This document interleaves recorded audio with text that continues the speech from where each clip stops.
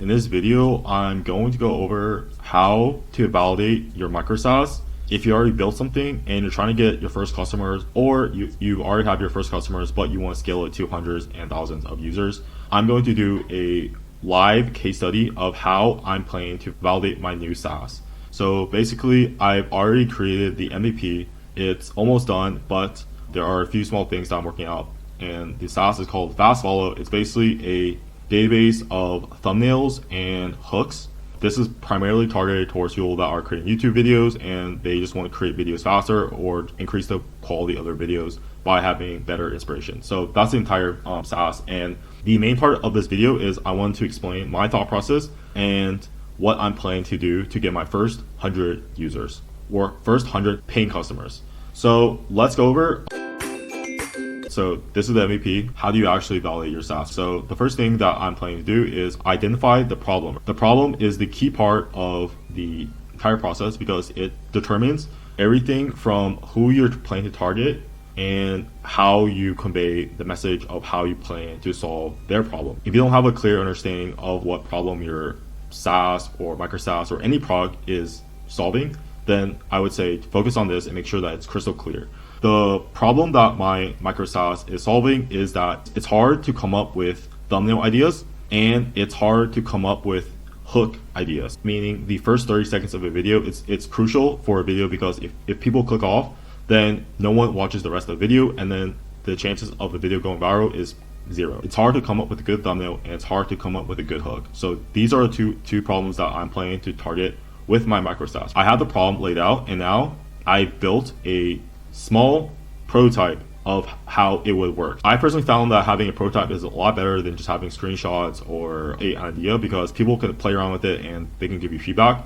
So I've created the MVP, as I say, the minimal viable product, which is the smallest product that actually solves a problem plus allows the user to give feedback. These are the first two steps. So now the third point is how do we validate it? I'm going to go over some tips on how I plan to validate it. The first thing is I just want to see what are the products in the market that are already solving this problem. So is this even a problem? That's the first question. And then the second question is, are there already products that solve this problem, right? So one way we can do that is we can search Fiverr, we can search Upwork, we can go on Google and just browse and see if people are already trying to solve this problem. So that's one way. And then the other way is if you want a faster solution is just going to Exploding Insights. Caveat, I am working on this myself. This is a self promo, but basically what you can do is you can just go over to the search and just search like thumbnail and see what are people even offering that might be solving this problem. So we scroll down, you can see that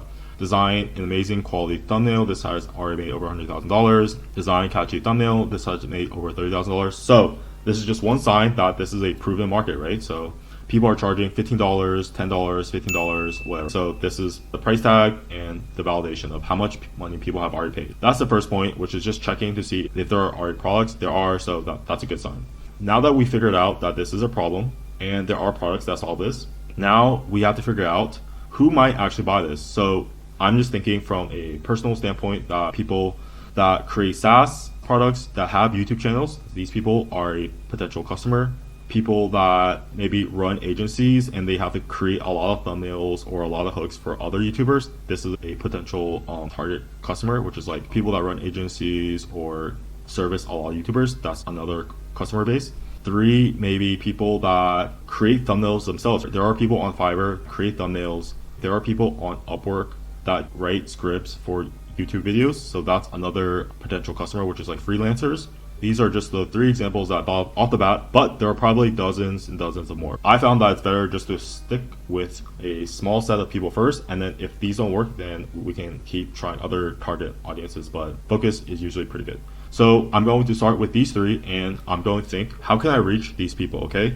So for SaaS YouTubers, how do I reach these people? So they can be on Twitter. So maybe I'll make a tweet about my product on Twitter. They might be on YouTube. So I can literally just search keywords on YouTube like SaaS or micro SaaS or whatever, right? So these people might be interested in this product to make videos faster. We're thinking about how do we reach these people? Agencies. One way is just going to Google and searching YouTube agencies and trying to find their emails. That's the most simplest way. They might be on Facebook, Instagram, YouTube, finding social platforms that these agencies use and then contacting them through that. And the freelancers, how do we contact freelancers? The obvious easiest way is we just go on Fiverr and message them on Fiverr, or we might go on Upwork or any of these other freelancer platforms just to message these people. That's how we contact them. So the next step is going to be crafting our message, or what should we say in our email, text message, DM to reach these people. So it's going to be pretty basic setup that I'll show in a later video, probably in the next video in the series. But basically, I'm going to say hi, and then I'll have a personalized line, and then I'm going to clearly state the problem that I'm trying to solve, and hopefully it applies to them because this is research already. So I'm going to state the problem, then I'm going to just pitch them if they want to try the product. And it's not going to be a hard sell, it's just going to be, I've made this, and if you're interested, would you like to try it out? So just a casual pitch. And the second part is the most important, which is where you're stating the problem. That's crucial because it builds trust that you've researched and understand their pain point or problem, and this isn't just a mass spam campaign. Really understanding the problem and conveying that you want to help them, that's important. Then based off the results of that, then we can iterate. So let's say this message is working really well, then we can scale it to a lot more people. But if no one is trying the product, or people try it but they don't like the product, then that means we have to iterate on the product itself or iterate on the people that we're trying to help. So we might try to reach out to other people that might find this product useful. So that's the 3 steps, and I'm going to be doing live case studies. I'm showing all the emails, all the text messages, and all the responses from this email campaign. So that will be in the next video. I will see you guys next time.